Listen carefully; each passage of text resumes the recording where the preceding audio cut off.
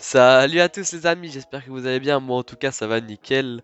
Je vous fais cette petite vidéo aujourd'hui pour parler d'un sujet qui me tient très à cœur, c'est le sujet du football grec et plus précisément en quoi l'année 2023-2024 est l'année du football grec. Euh, Déjà si je vous parle de ce sujet, c'est parce que je suis grec et ça me tient très à cœur. Donc bien sûr ça plaira pas à tout le monde parce que beaucoup de personnes sont très peu intéressés par le football grec, mais je vous la fais quand même parce que c'est un sujet qui me fascine et j'avais envie d'en parler. Et juste avant de commencer, bien sûr, à parler du sujet, je voulais juste m'excuser pour l'absence. Après plus d'un an d'absence, la dernière vidéo en date c'était celle sur Rasmus Højlund. Je voulais juste m'excuser. Donc voilà, les vidéos elles vont reprendre. J'espère pouvoir en faire le plus possible. En tout cas, je suis content de reprendre. Donc voilà, on va commencer tout simplement. On va commencer par le premier point, bien sûr. Je parle de l'année du football grec, mais la Grèce n'est pas qualifiée à l'Euro. C'est sûr que quand on voit ça sur ce trait-là, on se dit ouais, mais comment ça peut être leur année s'ils sont même pas dans la compétition de leur continent? Je suis très d'accord avec vous. Ce qui est de plus très dommage pour les Grecs, c'est que l'année, enfin franchement, je trouve que ça a été une belle phase de qualification pour les Grecs. Si on regarde un peu le parcours de qualification pour l'Euro, ils étaient quand même dans le groupe de la France, du Pays-Bas, de l'Irlande et de Gibraltar. Bon, Gibraltar, bien sûr, qui pouvait pas faire grand chose dans ce groupe-là, hein. Ils ont fini avec une différence de but ahurissante, moins 30, je crois. Bon, bref, on sait qu'ils pouvaient rien faire. Mais il y a quand même la France, le Pays-Bas et l'Irlande. L'Irlande, quand même très solide, hein, faut pas oublier qui c'est.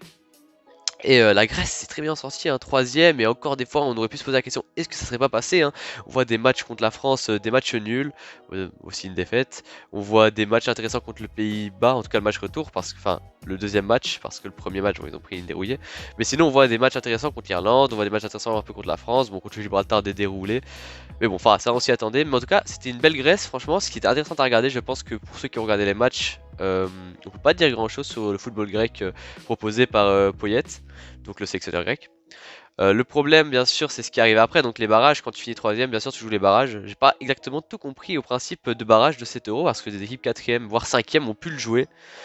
En tout cas, on arrive en barrage, donc dans la demi-finale du barrage contre le Kazakhstan. Bien sûr, c'est pas hyper dur le Kazakhstan sans prendre de haut. On gagne 5-0, il me semble, qui est un très très beau score. Et ensuite, on passe donc en finale de notre barrage pour se qualifier. Il devait y avoir 3 équipes qualifiées. Il y avait la Pologne qui est passée. Pologne-Ukraine, c'est ça? Ouais, Pologne-Ukraine qui sont passés. Et bon, ça aurait été la Grèce ou la Géorgie qui devaient passer normalement. Malheureusement, euh, bon, pour ceux qui ont regardé le match entre la Grèce et la Géorgie, on peut se le dire honnêtement que les 90 premières minutes sont plutôt ennuyantes. Les 30 minutes suivantes de prolongation, elles sont très passionnantes. Franchement, beaucoup de tirs, beaucoup de poteaux. Il y avait beaucoup de poteaux, beaucoup d'arrêts un peu miraculeux. Franchement, c'était un super match. Malheureusement, pour nous Grecs en tout cas. La Géorgie passe. Franchement, on voit toute la tristesse du peuple grec, toute la tristesse des joueurs grecs, toute la joie surtout des Géorgiens, hein. Ce soir-là, c'était à Tbilissi, la capitale géorgienne. C'était l'explosion de joie, un envahissement de terrain magnifique. C'était sublime, franchement, de voir la Géorgie se qualifier pour la première fois de leur histoire à une compétition européenne, même si la dernière fois ils étaient déjà pas loin non plus. Mais là, c'était historique quand même, on l'a vu, hein, porté par un grand Kvaratskhelia. Bon, victoire au tir au but, mais on peut pas dire grand-chose pour nous Grecs. On n'a pas très bien joué ce jour-là. On a tout bien fait sauf ce jour-là. Même si j'aimerais bien toujours poser quelques questions au sélectionneur Poyet parce que je comprends pas pourquoi Bablidi jouait pas. Après, bon, ça c'est pas mon dos. Ça, c'est lui qui choisit, c'est pas moi. Donc voilà, parlons de l'équipe nationale qui a fait un beau parcours malgré la non-qualification. Franchement, je trouve que c'est une équipe qui a de l'avenir et qui peut toujours donner plus. Bien sûr, là, on est sur un. Là, je vous parle d'abord d'un plan de vue. Euh, d'un point de vue collectif, et après je parlerai bien sûr d'un point de vue individuel par rapport aux joueurs. Mais là, oui, donc collectivement, je trouve que la Grèce était plutôt pas mal, mais on a raté le plus important, c'était la finale contre la Géorgie. Ensuite, je pense qu'on peut aussi traiter certains bons petits événements de l'année. Bien sûr, c'est pas les plus importants, mais on peut toujours parler de ce qu'a fait en Youth League l'Olympiakos U19. Franchement, c'est assez beau. Si vous regardez un peu le parcours, c'est pas mal quand même. Tu vois qu'en barrage de Youth League, ils éliminent l'Inter. Tir au but, bon, c'est toujours intéressant. Puis ils lancent au tir au but aussi. Puis ils tapent le Bayern 3, je crois que c'était à Munich. Je suis pas exactement sûr, mais je crois que c'était à Munich. Ils gagnent ensuite en demi Nantes. Magnifique victoire contre Nantes au tir au but aussi. Et après, c'est assez impressionnant parce qu'on se pensait que Milan gagnerait haut la main cette finale de Youth League et pourtant on voit un très gros score 3-0. Franchement, c'est assez impressionnant. Et faut quand même retenir certains joueurs parce que oui, on parle de collectif, mais faut parler aussi d'individuel. Euh, Il y a des joueurs quand même, on voit que le football grec, il est pas assuré, mais il peut être assuré grâce à ces joueurs comme des Papakalenos, très très bons, ou Mouzakitis, 17 ans, c'était le capitaine ce jour-là, milieu de terrain, il marque un très beau tir au but, un très beau penalty, pardon. 17 ans, surclassé donc pour le I-19. Et on peut aussi parler de Bakoulas avec son magnifique ciseau acrobatique, sublime, franchement il joue super bien. Si on peut aussi citer Sina au goal, mais bon après franchement il a fait un super match Sina. On n'en parle pas assez, on parle beaucoup de ceux qui ont marqué ce match-là. C'est vrai qu'on a vu énormément de très bons joueurs grecs, mais offensivement, mais il y a aussi la défense et aussi le goal qui était super, hein, franchement, pour gagner 3-0 contre Milan, qui est pourtant l'équipe de Camarda, on se disait qui pourra les battre. Et pourtant, l'Olympiakos ça fait l'exploit 3-0, c'est même plus un exploit, hein, c'est juste qu'ils ont prouvé qu'ils étaient supérieurs. Magnifique victoire, franchement, ils peuvent être fiers d'eux. Et ça montre l'étendue du football grec cette année, qui est pas mal, franchement. Une Youth League, c'est toujours ça de prix. C'est quand même une Ligue des Champions pour jeunes. On peut aussi parler surtout parler de celle-là, c'est la finale d'Europa League Conférence que l'Olympiakos va jouer à Athènes dans quelques jours. Ouais, parce que moi, c'est pas encore passé à ce moment où je fais la vidéo, je sais pas si je l'aurais posté avant ou après. Contre la Fiorentina, ça va être très beau à voir. Franchement, j'ai très hâte. Euh, Bien sûr, l'équipe de Mandy Libar, faut l'applaudir, hein. Elle a fait un super parcours euh, en passant par le Maccabi Tel Aviv. Victoire par défaite 4-1 à l'aller. On se dit, waouh, l'Olympiakos c'est vraiment fini cette année.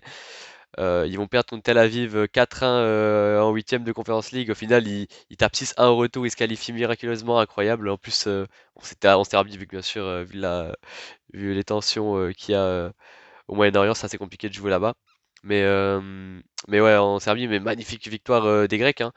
6-1, remontada exceptionnelle. Après, on peut parler aussi du match contre le Fenerbahçe, hein, qualification. Au match aller, ça gagne 3-0, mais ça revient à 3-2 à la fin, juste à la fin du match. Franchement, c'était assez décevant parce que ça aurait pu être qualifié dès le match aller. Après, ils perdent même carrément au Fenerbahçe en Turquie, les Grecs, mais ça gagne au tir au but grâce à une performance extraordinaire sur les tirs au but de Tsolakis. Tsolakis, jeune gardien de 21-22 ans, je sais plus exactement, de l'Olympiakos. Franchement, super performance. Il arrête tous les tirs au but, surtout celui de Bonucci, etc. C'était magnifique, franchement, ce soir-là, je me rappellerai toujours, je pense. C'est un très beau match. Ensuite, qualification en demi-finale contre l'Aston Villa, et là, tu veux dire quoi? Aston Villa, ils sont vus comme les favoris. Tu te dis, bon, l'Olympiakos, ils vont se prendre un score. Moi, j'y ai tout cru, que ça allait bien se passer, même si j'avais du mal. Je me suis dit, au mieux qui peut se passer à l'aller en Angleterre, il va avoir un nul à la limite, au mieux qu'ils peuvent, et ils peuvent peut-être passer par miracle là-bas à Athènes, au Pirée, s'ils jouent bien, mais c'était incroyable. Et franchement, ça gagne 4-2 à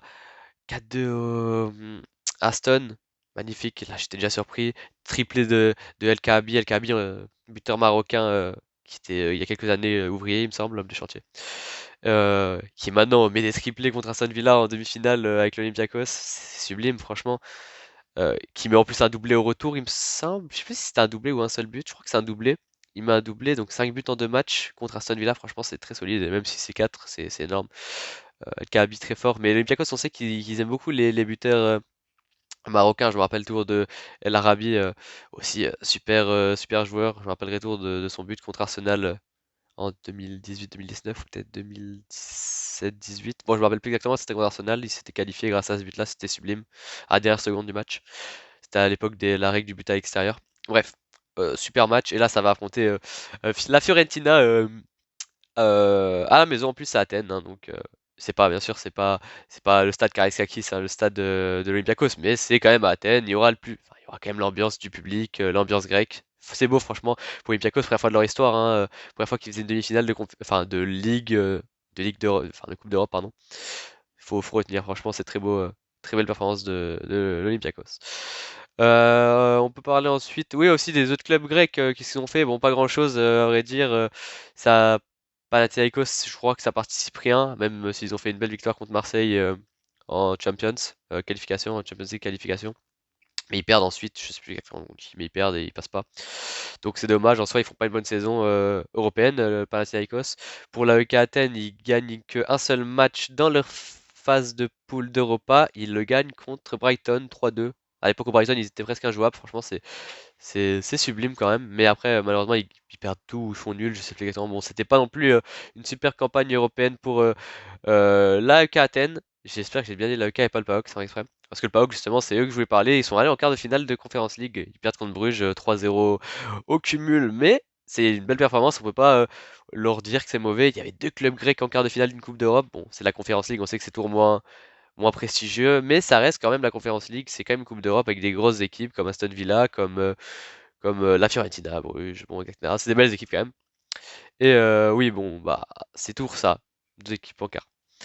Et oui, aussi, on peut juste parler d'une dernière chose, c'est la course au titre de championnat. C'est le PAOK qui est premier actuellement avec 2 points d'avance, mais bon, là, ça semble un peu fini, hein. Je pense que le PAOK, c'est bon, ils apprendront leur coupe. Mais, euh, mais franchement, il y avait une belle course au titre, genre les 4 premiers, donc pas PAOK, Panathinaikos, Olympiakos, AEK, ça se tapait. Là, bon, maintenant il y a un peu d'écart, mais à un moment, il y avait vraiment une belle course au titre. Franchement, ça peut être intéressant de suivre la course au titre, sachant que tous les gros matchs sont faits vers la fin, des gros derbies à la fin pour la course au titre. C'était magnifique, franchement, pour ceux qui ont pu suivre. C'est pas facile ici pour nous en France ou en Belgique, etc., ou même en Europe en général, à part en Grèce, de regarder ces matchs-là, qui sont très peu diffusés, mais c'était une belle course au titre, faut le garder. Donc maintenant, après avoir parlé du plan collectif, voilà pourquoi j'ai trouvé que c'était déjà une super saison pour les clubs grecs en général, pour les équipes grecques, euh, que c'était une belle saison. On peut parler aussi maintenant du plan individuel, bien sûr, parce qu'il y a une sacrée saison individuelle pour les joueurs grecs. On peut parler déjà, je voulais faire un top 3, donc je vais faire par mon top 3. Si vous permettez, je vais mettre mes notes juste pour être sûr de pas dire de bêtises. Voilà. Je voulais faire un top 3 des, pour moi, les 3 meilleurs joueurs de cette saison niveau grec. C'est plus un top 2, mais j'ai rajouté un troisième parce que je voulais parler de lui parce que ça a fait plaisir. Il y en avait plein d'autres qui auraient mérité d'être mentionnés à la troisième place, mais j'ai voulu parler de lui parce que pour moi, c'est vraiment l'avenir du football grec. C'est au goal, bien sûr, Tsolakis, comme j'ai pu en parler tout à l'heure. Oui, c'est donc bien 21 ans. Euh, Lui, franchement, il m'a bluffé parce que ce qui est triste avec lui, bon, c'est un gardien déjà 1m93, hein, c'est un grand gardien, c'est vraiment le profil de gardien qu'il faut actuellement pour un club. Ce qui est triste avec lui, c'est qu'il joue pas de la saison. Il joue que vers la fin de saison, un peu vers la Conference League, il arrive. Il joue les derniers matchs de Conference League, il les a tous joués, je crois, ou il a dû en rater un ou deux. Il arrive et là, on se rend compte à quel point il est tellement bon comparé à un autre joueur, c'est triste à dire, mais Pachalakis, qui est de base le gardien titulaire, a beaucoup moins prouvé que Tsolakis. Tsolakis était franchement très très bon, on l'a pu le voir. Bon, c'est pas forcément le gardien avec le plus de clean sheet, hein, bien sûr. Je crois que c'est sur tous ses matchs, c'est donc 6 ou 5 matchs de Conference League, il a qu'un clean sheet. Bon, c'est qu'un, mais c'est quand même contre des grosses équipes, donc c'est normal. Mais faut parler de lui, parce que sans lui, l'Olympiakos, il passe pas, il faut le dire, sans lui, il passe pas en demi de Conference League, hein. Le Fenerbahçe, c'était dur au tir au but, hein. Franchement, Tsolakis, il nous a fait une grande performance. C'est un, c'est un grand Tsolakis, très grand joueur. Vraiment une grande performance en Europa League Conférence. Et c'est un grand gardien, je pense qu'il a de l'avenir. 21 ans pour moi, je pense que l'année prochaine, il part dans un nouveau club. Ou alors il reste une année de plus, mais ça va être compliqué parce que je crois que l'Olympiakos l'année prochaine, ça va jouer conférence, voire Europa League. Ça donne pas envie pour un jeune gardien de. Ça donne pas, c'est pas que ça donne pas envie, c'est que ça prouve moins. Je pense qu'il devrait être dans un club, pas un grand club, mais un club, un mid-club, ouais, un moyen club d'un championnat majeur, d'un des 5 championnats majeurs. Je pense que ça serait pas mal en vrai, en Angleterre ou je sais pas. Mais en tout cas, je pense qu'il faut pas rester à Olympiakos, en tout cas pour lui, s'il veut vraiment émerger un peu. Voilà, donc le troisième. Là, on va parler des deux premiers. C'est vraiment des saisons accablantes. Je pense que ils peuvent vraiment être fiers d'eux. Moi, en tout cas, je trouve ça magnifique leur saison. On va parler du deuxième. Alors, c'était très dur de choisir lequel était premier, quel deuxième, mais je pense qu'on, par l'envergure du championnat, on va choisir le deuxième. J'ai choisi Christos Solis. Solis, ailier gauche d'1m79, il a 22 ans. Euh, il est super fort. Vraiment, je le suis lui parce que je me rappelle, il l'avait transféré à l'époque du PAOK jusqu'à Norwich pour 11 millions. Et quand je vois un grec de 20 ans qui part c'était en 2021, donc ouais, 20 ans, 19 ans, il part et 11 millions. Un grec d'11 millions qui va à Norwich, qui était promu à ce moment-là, il venait d'être promu avec à ce moment-là Pookie, excellent à Norwich. Et on se dit, et je vois ça, je fais waouh, incroyable. Je me rappelle, j'avais reposté ce truc en story, j'étais trop heureux qu'il arrive. Malheureusement pour lui, il a eu très peu de temps de jeu et dans son temps de jeu, ça allait, c'était pas dégueulasse, enfin c'était pas mauvais, mais il manque peut-être un peu de confiance. Moi, je me rappelle qu'il avait mis un doublé quand même à un match. Match de coupe d'Angleterre. Je sais plus si c'était quelle coupe. Je sais pas si c'était la Carabao ou la FL, la FA Cup, pardon. Mais c'était intéressant. Après, il l'a envoyé à Twente l'année d'après. Twente, ça se passe pas hyper bien. C'était pas catastrophique, mais c'était pas très bon. Il retourne à Norwich, mais il est reprêté directement à Fortuna Düsseldorf. Et ça, faut applaudir parce que Düsseldorf cette année, donc c'est une équipe de Bundesliga 2, donc de deuxième division allemande. Incroyable, ils vont monter en première division cette année. Là, bon, c'est pas encore sûr parce qu'ils sont au barrage contre Bochum, mais ils ont gagné le match aller, ils ont gagné le match aller 3-0. Énorme, double passe décisive de Tsolis. Franchement, juste pour vous dire, en un match, c'est vraiment pas mal. Il porte son équipe. C'est pas, si, je pense que c'est le meilleur de son équipe actuellement de Düsseldorf, et je pense que s'ils ne se l'approprie pas, s'ils le laissent repartir à Norwich et ils le prennent pas pour eux, Düsseldorf, ils font une sacrée erreur parce que je peux vous dire que Solis en Bundesliga l'année prochaine, ça peut faire très mal. En tout cas, ça va bien les aider à se maintenir, voire peut-être viser un peu plus qu'un maintien. Pas une Coupe d'Europe, c'est sûr, mais peut-être dans un top 10, ça peut être intéressant. Avec un Solis, en tout cas, c'est possible, hein. Il est très très talentueux, il apporte beaucoup, il apporte énormément, hein. Juste, on peut parler de ses stats cette année. Je vais être sûr de pas dire de bêtises. Cette année, ses stats, c'est 30 matchs, pardon, 22 buts, 7 passes décisives. Il est actuellement meilleur buteur de Bundesliga 2. Et sinon, il y a aussi la bonne performance en pokal. Ils font une demi-finale de pokal. Il me fait 5 matchs, 2 buts, une passe décisive. C'est pas mal, mais ils sont éliminés par le Bayern, Bayer Leverkusen 4-0 en demi. Bon, c'est Leverkusen, hein, fallait s'y attendre. C'est quasi impossible à passer. Ouais, donc désolé pour la coupure, j'ai dû couper parce que j'avais plus d'espace pour la vidéo, donc je relance maintenant. C'est bon, et donc on parlait ouais, de Leverkusen. C'est impossible à passer, donc on peut leur tenir rigueur d'avoir été éliminé, même Tsoulis de rien pouvoir faire. Leverkusen cette année c'était injouable. Mais dans tous les cas, c'est une sacrée saison, hein, comme j'ai pu dire, donc 22 buts, 7 pas décisifs, plus donc 2 buts en pokal et une passe décisive. Sans oublier que là actuellement il est référencié à 7 millions d'euros sur Transfermarkt. Là c'est assez étonnant sans se mentir, c'est très peu. Je pense que c'est pas à jour parce que je pense qu'un joueur enfin, un joueur qui lâche une saison aussi énorme ne peut pas être qu'à 7 millions d'euros. Je pense qu'il doit être facilement au double de son prix actuellement. Il doit être Sachant que quand ils l'ont acheté au PAOK, il avait déjà 11 millions de valeur, de valeur transfert, de valeur marchande. Donc actuellement, il fait une largement meilleure saison que s'il avait fait au PAOK. Il a que 3 ans de plus, donc je vois pas pourquoi il coûterait que 7 millions. Moi, je pense qu'il doit coûter à peu près 15 millions. S'ils doivent l'acheter, ouais, ils l'achèteront pour entre 15 et entre 13 et 18 millions, je pense, il doit coûter actuellement, hein, si tu veux te l'acheter. Mais ouais, donc je leur conseille vraiment de l'acheter. Bon, je pense qu'ils ils le savent, hein, c'est le meilleur de leur équipe, c'est grâce à lui. Il a une, il est dans une grande partie des buts impliqués, peut-être 40% des buts impliqués, voire un peu plus. Franchement, il est exceptionnel, faut pas le lâcher, sachant que même encore ce match de barrage, c'est un peu grâce à lui qu'ils gagnent 3-0. Pas que grâce à lui, bien sûr, mais quand tu vois son coup franc, il tire un coup franc. Rate sol, le gardien il l'arrête, mais genre elle est incaptable et ça revient sur son coéquipier et ça rentre. Il est trop fort, il est trop fort, il est trop fort, Tsolis, faut vraiment l'acheter. Oui, j'ai oublié de vous dire par rapport à Tsolakis, c'est que il coûte que donc salaire marchand de son transfert market actuellement, c'est 1 200 000. Bon, on n'y croit pas trop non plus. Je pense que il doit être à, je serais pas pronostiqué, mais il est beaucoup plus qu'à 1 200 000 vu ça. Enfin, c'est vrai qu'il a une saison assez courte. Il joue très peu en championnat. En tout cas, que récemment, il commence à jouer vraiment en championnat. Euh, il est en Conference League, par contre, il est exceptionnel. Donc, je pense que son prix a dû bien monter. S'il gagne en plus la Conference League, je peux vous dire que son prix va exploser. Il partira sans doute à la fin de saison. Donc, j'espère qu'il partira à la fin de saison, mais il doit coûter bien plus cher que 1 200 000 en tout cas. Et donc, on va pouvoir parler du premier. Attendez, hop, comme ça, je me trompe pas. Je fais pas d'erreur. Bon, c'est assez évident, je pense, pour ceux qui suivent un peu le football. En tout cas, le football néerlandais, je pense que vous le savez. C'est Vangelis Pavlidis, avant-centre de la Z Alkmaar, 25 ans, 1m86. C'est une base, hein, il est très solide. C'est un pur avançant, un pur buteur, hein, franchement. Je trouve pas que son jeu technique, comparé à Solis, qui a un jeu technique hors norme, et c'est un grand créateur, un super ailier gauche. Bien sûr, Pavlidis, on lui demande pas ça, on lui demande juste de tirer très fort et de mettre des grosses frappes, des gros buts. Bah, c'est ce qu'il fait à merveille, hein, de toute façon, cette année.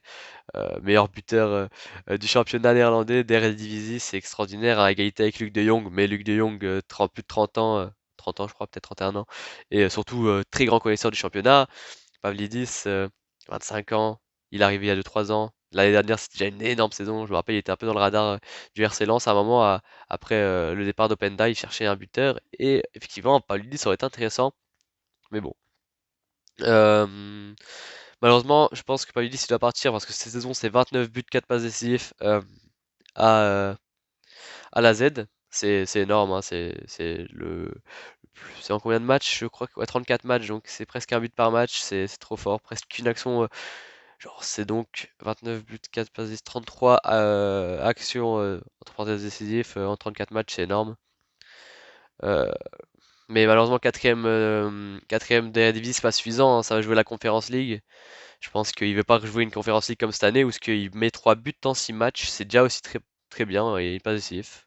Mais il veut pas rejouer la Conference League, c'est un joueur qui doit jouer la Ligue des Champions impérativement, hein. Formé, formé à Bochum, il me semble. À Bochum, il est formé, mais je pense qu'il a aussi il a été un peu au Dortmund. Je sais qu'il a joué un peu avec les jeunes de Dortmund à l'époque. Il est vraiment très fort. Donc, ouais, j'aimerais qu'il aille dans un grand club dès l'année prochaine. En tout cas, un club qui joue la Ligue des Champions, ça serait vraiment pas mal. En tout cas, il le mérite. C'est un très très bon joueur et un très très grand buteur. En tout cas, ça, il y a aucun doute. Il est mis à 22 millions d'euros par transfert market. C'est infiniment trop peu pour lui, hein. Pour moi, il vaut là actuellement. Quand je vois certains joueurs qui coûtent 40 millions et on connaît à peine leur prénom, Pavlidis, ça doit être allez, minimum 35 millions. Il partira pas à moins de 35 millions d'euros, ça c'est sûr en tout cas, je pense. Mais en tout cas, j'espère le voir dans un gros club qui jouera la Ligue des Champions l'année prochaine. En plus, le format qui est différent, il y a plus de clubs. En tout cas, j'espère que tout se passe très bien pour lui. En tout cas, vraiment, c'est le meilleur joueur grec pour moi cette année. Pas de loin, avec Solis, les deux excellents, c'est deux profils différents. Après, il y en a un, c'est un ailier gauche, l'autre, c'est un buteur. Donc, c'est pour dire à quel point Solis est extraordinaire, hein. Meilleur buteur de Bundesliga 2 sans être un buteur, c'est beau. Pavlidis, buteur, mais c'est quand même un sacré exploit avec la Z Alkmaar, hein, parce que oui, De Jong, faut applaudir, mais dites-vous, Pavlidis, c'est plus de 50% à peu près, je crois, ou 50% des buts de son équipe, il a impliqué dedans. Euh, De Jong, c'est une super saison, 29 buts aussi, bien sûr, mais quand tu regardes le nombre de buts marqués par le PSV Eindhoven qui finit premier d'Eredivisie et le nombre de buts marqués de la Z Alkmaar qui est quatrième, il y a une différence extraordinaire de buts. Je pense que si tu mets Pavlidis dans une équipe qui marque beaucoup plus, ça, il marque encore beaucoup plus. Je pense que après, on peut pas dire, on va pas parler avec des cibles mais dans un club peut-être comme le PSV ou en tout cas si l'année d'Akmar avait fait la saison du PSV, je pense qu'il aurait mis plus de 29 buts largement. Ils ont mis plus de 100 buts en tout, le PSV, cette année en Eredivisie, je crois. 109 buts ou 105. Donc, ouais, franchement, belle saison de Pavlidis. Et donc, voilà mon top 3. Donc, Tsolakis, troisième, deuxième, Tsolis et premier, Pavlidis. Pour moi, c'est les trois joueurs qui m'ont le plus marqué de cette saison en Grèce, même s'il y en avait d'autres. C'est pour ça que je vais les citer. Ceux qui m'ont bien plu, ou même juste ceux que j'allais citer, parce que j'aimerais bien citer les joueurs de football, enfin, les joueurs grecs, pour que vous puissiez les connaître. Parce que c'est des joueurs qui méritent d'être connus. Donc, je voulais parler déjà de Fourtounis et Mazouras. C'est quand même des sacrés personnages parce que faut quand même se dire que ces mecs-là, je dis pas que c'est non plus des Ronaldo, des Messi, etc. C'est pas des grands, c'est pas des stars, c'était pas des stars. Même à leur meilleur niveau, c'était pas des énormes stars etc. Mais faut leur garder que c'est des vétérans et que surtout des amoureux du club de l'Olympiakos. Ils sont jamais partis. Toute leur saison, là, ils ont 31 ans pour Footounis, 30 ans pour Mazouras, et ils ne partent pas du club, ils y restent, et ils finiront leur carrière là-bas, j'ai aucun doute. Et c'est beau, c'est des vétérans du club, ils partiront pas. Et pourtant, ils auraient pu partir dans des bons clubs, je pense, pas des top clubs, mais des bons clubs des grands championnats. Mais ils ont préféré rester, franchement, c'est beau, c'est honorable, hein. Actuellement, Fourtounis, c'est capitaine, et ils finiront leur carrière là-bas, on a eu les deux, ça serait magnifique, en tout cas, c'est deux magnifiques vétérans. Ah oui, Pecos, on peut aussi citer Red Sauce à 25 ans, défenseur central, super bon aussi. Je sais plus s'il avait été formé là-bas, il me semble que peut-être qu'il jouait là-bas il y a longtemps. Il est retourné récemment, en tout cas il est super fort Red Sauce, j'aime énormément ce joueur. Pareil de jeunes joueurs, hein, des Endoy. Endoy c'est un peu différent, je sais pas si on peut vraiment le considérer comme grec ou pas. Il est cantonné entre la Grèce et l'Albanie, on sait pas exactement ce qu'il va choisir. 21 ans jeune, franchement très talentueux, c'est un super défenseur central, très solide. J'espère qu'il choisira la Grèce en tout cas, ça me ferait plaisir. Pour parler encore défenseur central, on peut parler de Koulirakis, un Koulirakis 20 ans au PAOK, super saison aussi. C'est un des futurs grands cracks grecs que j'en considère. Je trouve pas que sa saison non plus est sensationnelle, en tout cas pas meilleure que celle de Solakis, donc j'ai pas pu le mettre troisième. On pourrait être beaucoup de troisième actuellement, hein. Vraiment, Tsolakis, j'ai vraiment choisi parce que je trouvais que c'était celui qui m'a le plus émerveillé parce que vraiment, je me rappellerai toujours de ses arrêts durant la séance de tir au but. Mais voilà, il y aurait pu en avoir d'autres. Par exemple, Douvikas, buteur, super Douvikas, franchement. Euh, ben, l'année dernière, je sais pas s'il finit pas meilleur buteur aussi du championnat de Eredivisie, lui aussi, Douvikas, avec lui, c'était avec Utrecht, je crois, peut-être. C'était Utrecht, je crois. Il finit meilleur buteur, il signe au Celta Vigo. Celta Vigo, par contre, sa saison, elle est pas mauvaise, mais pas ouf. Il joue très peu. Il y a des grands joueurs au Celta Vigo. Il y a des Iago Aspas. Être buteur là-bas, c'est compliqué. Il y a des Larsen. Mais quand il joue, il marque. Il joue, quand il joue, il marque. Il a marqué contre le Barça. Il marque récemment. Bon, là, c'est la fin du championnat, mais il marque récemment. Moi, je trouve qu'il est bon. 24 ans, c'est à voir ce qu'il peut faire plus tard, s'il reste à Celta ou s'il part autre part. En tout cas, moi, j'aime bien Douikas. Je trouve qu'il est intéressant.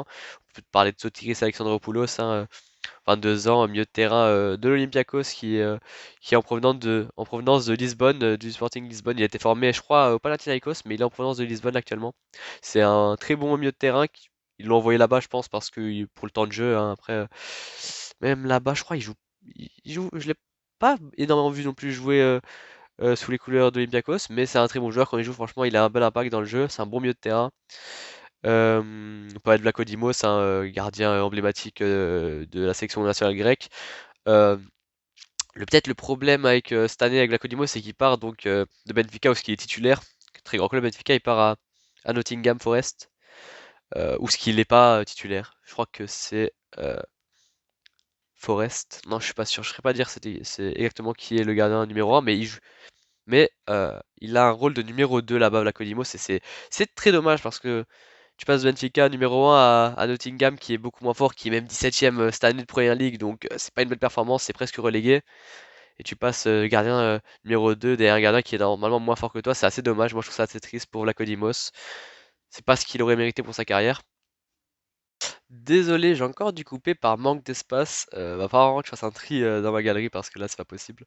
Bon, après la vidéo est longue, c'est normal, mais bref, en tout cas, on était à donc Vlachodimos, donc oui c'est dommage que il ne joue pas plus. C'est un manque de temps de jeu cruel qui va peut-être. Enfin, faut qu'il parte de Nottingham. De toute façon, il n'y a pas trop d'avenir là-bas d'après moi, en tout cas pour l'instant.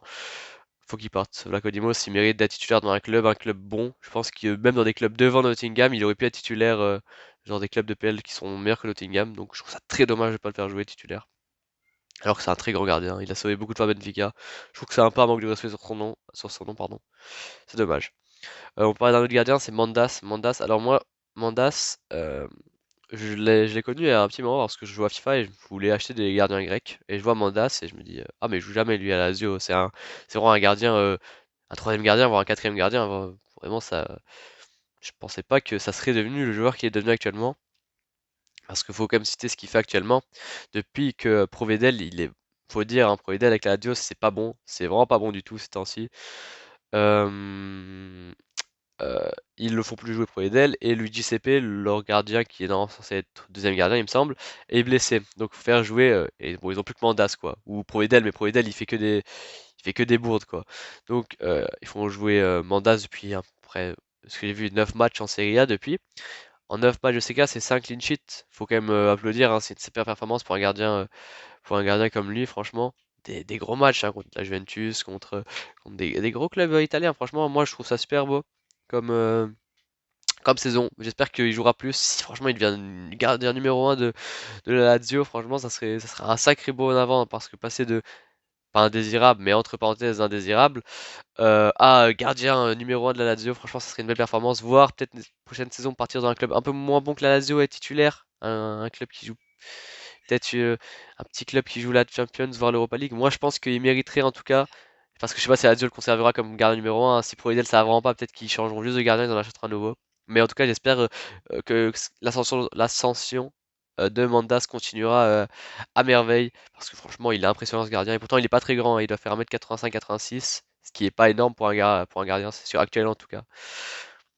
Il est super fort, Mandas, franchement très impressionnant. Je l'ai vu contre la Juventus. Je suis supporter de la Juventus là. Ouais, justement. Là, ils sont en train de jouer contre Monza. Voilà, je regarde pas le match, c'est pour ça que dès que j'ai fini, je vais lancer le match. Bref. Donc ouais, super bon Mandas. Euh, Après, j'ai mis quelques autres joueurs. Constant Elias, 21 ans. Alors lui, il est extraordinaire, un joueur du PAOK. C'est un numéro 10, donc second attaquant. Il est trop fort, il est vraiment extraordinaire, 21 ans. Je l'ai, je l'ai jamais vu jouer, je le connaissais juste de nom parce que je savais que c'était vraiment un futur grec, genre c'était vraiment une petite pépite. Je savais qu'il était très technique, etc. Moi, quand je le vois jouer, des fois, j'ai l'impression de voir Dybala. Bon, bien sûr, c'est pas très comparable, mais moi, c'est mon côté Juventini grec qui me fait dire que un grec numéro 10 peut ressembler à Dybala. Bon, bref, c'est peut-être un peu abusé, mais ça me fait plaisir de le dire. Il est très fort, je l'ai vu jouer avec la Grèce récemment. C'était contre la Géorgie en plus, il est rentré, il a fait une super entrée en jeu, il a pas pu changer le score, mais il a quand même fait des belles percées, il est très bon techniquement, franchement c'est impressionnant pour son âge, à un niveau aussi bon. J'espère qu'il ira dans un grand club dès l'année prochaine, un peu comme Solis, hein, il vient du PAOK, hein, c'est pareil, hein, j'aimerais qu'il aille dans un bon petit club, peut-être un promu, Ipswich Town, ou un truc comme ça, un petit promu qui monte en première division d'un championnat majeur, ce serait bien. En tout cas, j'aimerais bien le voir jouer dans un autre championnat parce que malheureusement, qu'on aime ou pas le championnat grec, c'est pas le championnat où est-ce que tu vas devenir le plus grand joueur du monde. C'est triste, mais faut aller dans un des 5 championnats majeurs pour devenir un très grand joueur. C'est pas en restant en Grèce qu'il deviendra le meilleur joueur du monde, hein. Donc, j'espère qu'il partira dans un gros club. Ensuite, je citerai juste trois derniers joueurs, puis à la fin, je ferai juste une conclusion et je parlerai un peu de l'avenir du football grec, même si on en parle un peu depuis tout à l'heure. Bien sûr, la vidéo est un peu longue, je suis désolé. Je voulais pas de Mavropanos. Mavropanos, c'est un très bon joueur. C'est un moment que je le suis. J'ai tout espéré qu'il pète de fou parce que c'est un super joueur. C'est un profil qui me plaît bien. Il me fait penser vraiment à Socrates. Moi, j'aime beaucoup Socrates. Faut savoir que il me fait penser un peu parce qu'ils ont tous les deux joué à Arsenal. Même si le problème de Socrates, ça restera à jamais à Dortmund. Mais même si Arsenal, c'est pas mauvais, on va dire. Euh, j'ai beaucoup espéré qu'il pète. Arsenal, c'était pas facile dans cet effectif-là. Et on l'envoyait à Stuttgart, ça allait. C'était bien. Et là, West Ham, franchement, il trouve une bonne place. Il est pas tout le temps titulaire, mais quand il est titulaire, ça paye bien. Il a marqué contre Arsenal cette année en championnat. J'aime bien Mavropanos, 26 ans, mais le temps est court. J'espère qu'il pourra vraiment être à son meilleur niveau parce que c'est un joueur qui a quand même du potentiel. Je dirais pas qu'il est gâché parce que il est encore jeune, etc. Mais j'espère qu'il aura. Il y a toujours ce pas qu'il n'arrive pas à franchir. J'espère qu'il franchira parce que c'est un super joueur que j'aime beaucoup à West Ham. Franchement, il fait une saison plutôt bonne. Moyenne bonne, moi je trouve pas qu'elle est exceptionnelle en tout cas, mais c'est un bon joueur, j'espère que s'il faut il part de West Ham ou alors que l'année prochaine sera bonne à West Ham. Je sais pas. En tout cas, il arrive récemment à West Ham, donc je pense qu'il restera et c'est peut-être un très bon choix. West Ham c'est un bon club, il est très bien en défense avec Haggard. Euh, Moi j'aime bien cette équipe de West Ham. J'espère qu'il restera là-bas, mais en tout cas j'espère qu'il franchira tout ce petit cap qu'il a pas vraiment réussi à franchir, même si on sent qu'il s'en approche de plus en plus. Ensuite, je vais parler bien sûr aussi c'est un pilier hein, de l'équipe, c'est Tsimikas, bien sûr, un peu le joueur phare grec actuellement. Depuis qu'il n'y a plus Manolas ni Socrates, c'est un peu lui le vrai joueur grec européen qui joue dans un club européen, pardon, d'un grand club européen. C'est donc Tsimikas à Liverpool. Alors, il y a 1 ou 2 ans, Tsimikas pour moi ça pouvait devenir le meilleur latéral gauche du monde parce que je voyais ses matchs et je me disais waouh, sa qualité de centre c'est extraordinaire. J'ai rarement vu un joueur aussi bon. Euh, En centre. Bon, peut-être que je me voile un peu la face parce qu'il est grec, etc. Mais bon, dans tous les cas, je trouve qu'il est quand même très bon au centre. Cette année, c'est un peu moins parce qu'il joue beaucoup moins. L'année où il joue beaucoup, c'était, c'était l'année dernière ou il y a 2 ans, je sais plus. Bref, il était super, vraiment. Il apporte énormément. Je me rappelle, il y avait encore Darwin Nunez à Benfica, vu qu'ils avaient joué contre Benfica cette année-là. Bref, cette année, il a très peu joué malheureusement, mais ça reste un super joueur. J'espère que Lucas, j'ai toujours cet espoir qu'il aille dans un club un peu moins gros que Liverpool pour être titulaire tout le temps parce que j'aimerais bien le voir jouer plus. Il est tellement fort, tellement talentueux. Il apporte beaucoup sur son côté gauche. Moi, j'aime beaucoup Tsimikas, franchement. Pour moi, c'est plus qu'un ailier gauche, c'est un piston à la limite, hein. Il peut faire un poste, il peut être aussi offensif que défensif, hein, mais mais il faut qu'il joue plus, c'est tout. J'aime beaucoup Tsimikas en tout cas. Et Ioannidis, c'est le dernier que je voulais parler, Fotis Ioannidis, joueur du Panathinaikos, je le retiens juste, je l'ai retenu parce que je me rappelle de son penalty qu'il avait marqué contre Marseille, à la dernière minute du match, Marseille devait passer, il marque un penalty au retour. Je suis désolé pour vous, mes amis marseillais, mais ce qu'il a fait, c'est un truc de pirate, hein, vraiment, c'est un bandit. Ce qu'il a fait, c'était magnifique, magnifique penalty, et je me suis rendu compte à quel point, pour son âge, il doit avoir 24 ans, il avait peut-être 23 à ce moment-là. Je me suis dit, comment à cet âge-là, tu tires aussi bien un penalty contre Marseille? C'est Marseille quand même. Fallait avoir des sacrés coronets pour le tirer comme ça. Super, moi j'aime bien Ioannidis. Malheureusement, s'il reste encore une fois, tous les bons joueurs du championnat grec, s'ils partent pas de ce championnat, c'est triste, c'est plus un championnat pour retraités, pour grands joueurs retraités. En tout cas, l'Olympiakos, etc. Ou même Panathinaikos, c'est beaucoup un refuge, enfin pas un refuge, mais un endroit de retraite pour les bons joueurs, anciens bons joueurs, bref, pour les retraités. Mais pour les jeunes Grecs qui sont dans ces gros clubs, faut qu'ils partent parce qu'ils feront pas une énorme carrière là-bas. C'est un peu le regret que j'ai toujours sur Mazouras Anthony, c'est que c'est des grands joueurs, mais s'ils seraient partis en Europe dans un grand championnat, ça aurait été mieux. Mais on s'en fiche, hein, ils ont l'amour du club, qu'ils y restent, mais j'espère que ça sera pas le cas pour tous les autres joueurs grecs à l'avenir, comme des Ioannidis, comme comme euh, des Alexandropoulos ou des Red. Arrête, ça se fait 25 ans maintenant de toute façon, mais bref, j'espère que Constantélias même, j'espère qu'ils resteront pas là-bas indéfiniment, j'espère qu'ils partiront le plus tôt possible dans un grand club, dans un grand championnat. Pas trop tôt non plus parce que faut pas griller les étapes, mais le plus vite tu pars du championnat grec, pour moi c'est le plus, c'est une bonne chose de partir du championnat grec. Même si j'aime bien ce championnat, pour moi c'est vrai que c'est plus un championnat pour les retraités malheureusement. Donc voilà, je vais vous faire juste donc une petite conclusion. Déjà, ouais, bien sûr, sur l'avenir de la Grèce, c'est juste pour vous dire qu'il y a énormément de jeunes joueurs qui sont en train d'émerger, des Tsolis, des Pavlidis. Pavlidis, pour moi, je le considère encore comme jeune, à 25 ans, c'est jeune, il a encore beaucoup d'années devant lui.